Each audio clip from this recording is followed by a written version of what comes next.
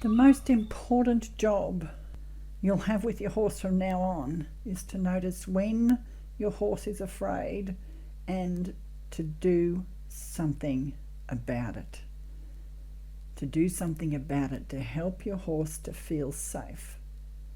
And because of the way you feel your connection to your horse, your own feelings of safety will depend on helping your horse to feel safe. It doesn't matter that you don't understand how they could be afraid of this thing. It doesn't matter if you think their fear is irrational. It only matters that you do whatever action it takes to help them feel safe. Oh, this is so exciting when you get a handle on this. Here's a diagram of the comfort zone model that will help you to understand how to do that. I got this model from a gifted Tasmanian horseman called Philip Nye. Towards the centre of the circle is the comfort zone.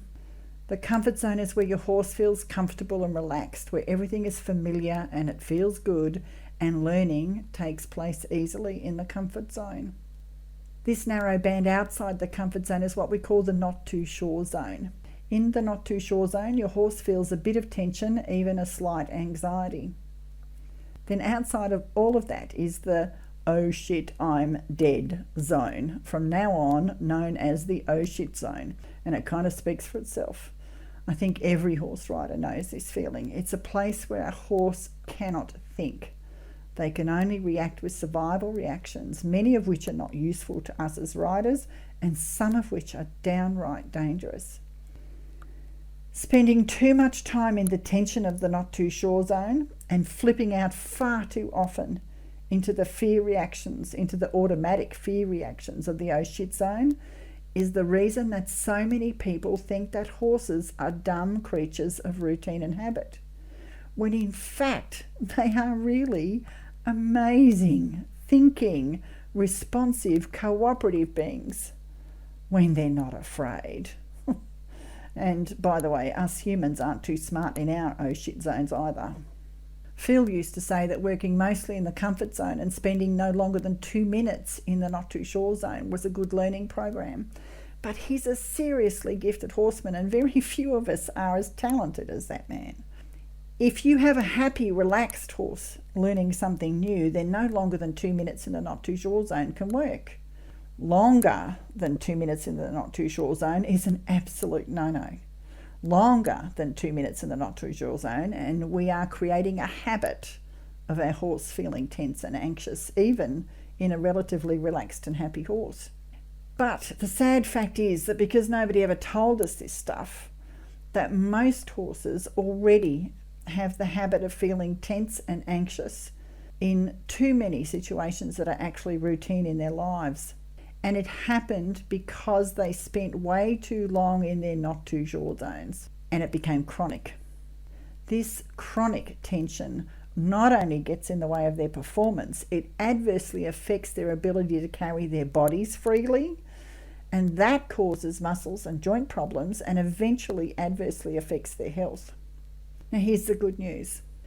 We can actually release old tensions from even chronically scared horses by understanding this comfort zone model, by listening to them in all the ways that I talked about in the Key to the Kingdom of Horses, and working their comfort zone with connection and sensitivity of feel. And we're going to talk more about how to do that in the next lesson. The practical application of this comfort zone model is that every time you notice your horse is afraid, you do whatever it takes to help them find a comfort zone again. And ideally, you do that in seconds. You back off, you slow down, you take the pressure off, you change what you're doing, you get off, you turn around and go back to the paddock, to the field or the barn, go back towards their horse friend. Whatever it is, you do whatever it is that you have to do to help them find a comfort zone again. And when your horse feels okay, you can stop there and wait for the chew. That's the validation that I talked about in that connection with your horses lesson in the last email. That lick and chew is the signal of shared communication. So when you take this action every time your horse is afraid, then the comfort zone will get bigger and bigger until it covers everything routinely that you do with your horse. The more things you put in the comfort zone, the faster it gets to put new things into the comfort zone. And it's so worth it on so many levels. I apply the comfort zone model to everything that I do with horses all the time, so that relaxation and thinking and curiosity and learning easily becomes the normal thing for my horse to experience. And I take whatever time it takes for that to happen. And believe me, once you and your horse get the hang of working like this, it is so much faster to learn things with your horse's active cooperation. And it's absolutely delicious to have your horse's active cooperation in learning new things. It's a very special experience.